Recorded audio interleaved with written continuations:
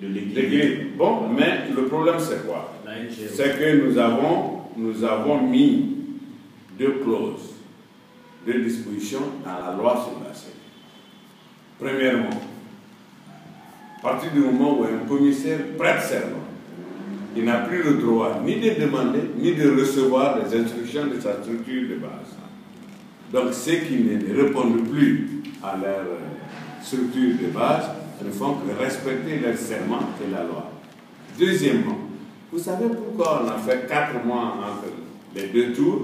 C'est parce que chaque fois qu'il y avait un problème à la CENI, l'opposition demandait à ses représentants de se retirer. La CENI était bloquée, elle ne pouvait pas travailler.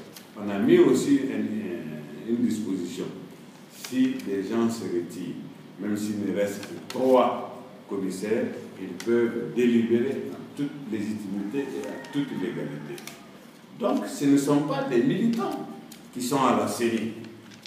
On a voulu une CENI politique par la représentation, mais on a voulu une CENI administrative par l'indépendance des commissaires, qui ne doivent même plus assister aux conférences et réunions et autres assemblées de leur parti. Mais vous, le vice-président de la CENI. Non, l'un des vice-présidents. Voilà, parce que l'autre vice-président de l'URPG, voilà, l'un des vice-présidents de la CENI a quand même participé à une assemblée générale du URPG. Non, attendez. C'est une faute. Mais ce qui est certain, c'est que toutes les décisions à la CENI se prennent en plénière. Aucun commissaire ne refuse d'assister aux plénières. Aucun commissaire ne se plaint d'avoir pas été associé aux décisions de la plénière. Mais maintenant que tel est démissionnaire, parce que là, le problème de Jessie, Suma, en réalité, quelle est sa représentativité dans l'électorat? Soyons sérieux. Pascal Tolno, quelle est sa représentativité dans l'électorat? Mais en ce moment, par la passion, c'est eux, parce que les gueulards, excusez-moi l'expression, c'est eux qui ont été choisis pour donner des représentants. Mais maintenant que M. Souma demande à son représentant, bon, tu dois me verser la moitié de ton salaire, et qu'il y ait des querelles de ce genre, on ne peut pas toujours changer. On ne peut pas avoir une CENI saisonnière, une CENI à la veille de chaque élection. On ne peut pas. Et finalement, il faut qu'on apprenne à respecter la loi. Et ce n'est pas les partis politiques qui vont toujours s'associer, se mettre autour de la table pour modifier une loi organique. C'est seule l'Assemblée qui peut modifier une loi. Personne ne l'envoie. Si on vote non, c'est sans appel. Il n'y a pas d'autre recours. Maintenant, nous sommes parfaitement d'accord qu'on ait des comités paritaires de veille sur l'activité, un comité de veille composé paritairement opposition, mouvance pour la CENI, qu'il y ait même un comité de suivi aussi, composé paritairement de l'opposition et des choses pour rendre compte.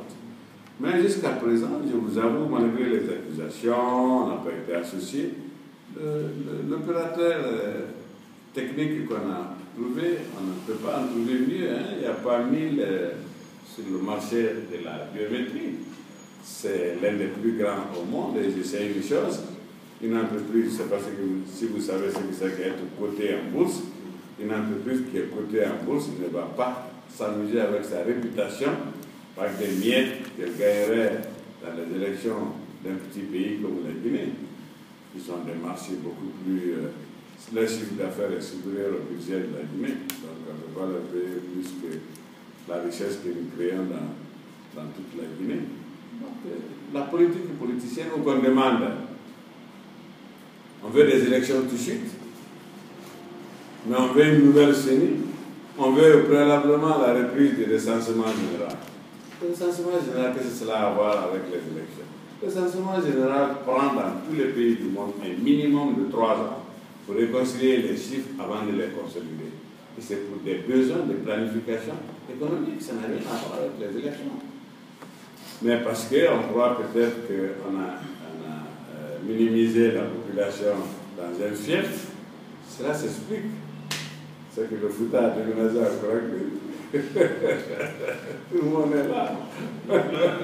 L'autre question, c'est par rapport aux délégations spéciales. Oui. Il y a l'opposition qui réclame vraiment la fin, l'existence des délégations spéciales. Qu'en êtes-vous? Et nous l'avons dit, nous sommes d'accord, et on a posé la question au ministre de l'administration du territoire, qui a clairement dit, je les déteste autant que vous.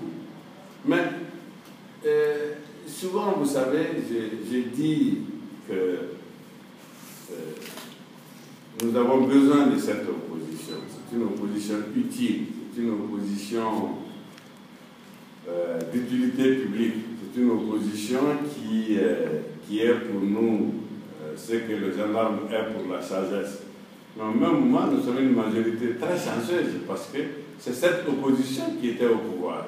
C'est cette opposition qui a laissé la Guinée dans un état de développement tel qu'on a besoin de chercher à construire des barrages aujourd'hui pour le courant, à donner de l'eau, qu'on nous réclame en 4 ans, qu'ils n'ont pas pu faire pendant 25 ans qu'ils étaient là. Et qu'on nous demande des routes qu'ils auraient dû nous laisser, on se serait occupé d'autres choses.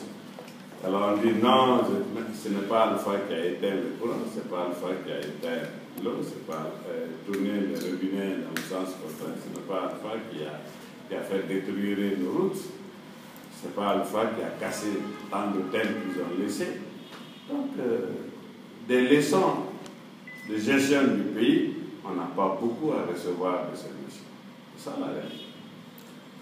Honorable, la mouvance et l'opposition se rejettent aujourd'hui les responsabilités sur la crise politique dans notre pays. Mais il n'y a pas de crise. Non, il n'y a pas de crise. À votre avis, il n'y a pas de crise politique, il n'y en a pas, c'est des financières politiques. Alors qu'ils ont établi 5 revendications, voilà, à savoir la recomposition de la CENI, qui est un faux problème, le recensement général de la population, qui est un autre faux problème. Et ensuite, quel autre... La reprise du recensement général. C'est effectivement l'organisation des élections locales. Les élections locales. C'est normal. Oui, mais... L'organisation des élections locales, La mise en oui. place des institutions publiques. Je suis d'accord. Puisque cela ne pas... Mais on a premièrement déjà... On a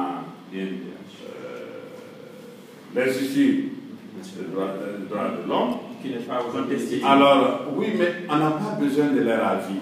On n'a pas besoin de l'avis d'un parti politique pour créer une institution. Quand il y a une loi qui est envoyée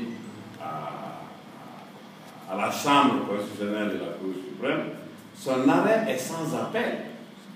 Et on ne peut pas nous reprocher de vouloir s'aborder cette institution inoffensive qui nous apporte quoi? Au même moment, c'est nous, pour la première fois en Guinée, qui avons créé même un ministère des droits de l'homme que nous avons doté dans sa première année de 10 milliards de francs guinéens de budget et dans sa deuxième année de 32 milliards.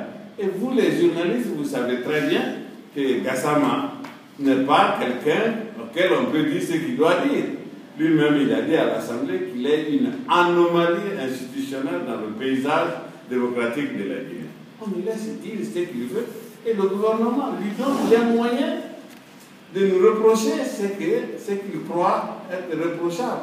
Donc, qu'on ne nous chante pas qu'on a changé la loi, on a fait ceci, on a fait cela pour créer l'institution. Je vais vous dire exactement ce qui s'est passé. Comme j'ai dit, nous avions des militants juristes au CND. Qu'est-ce qui s'est passé là?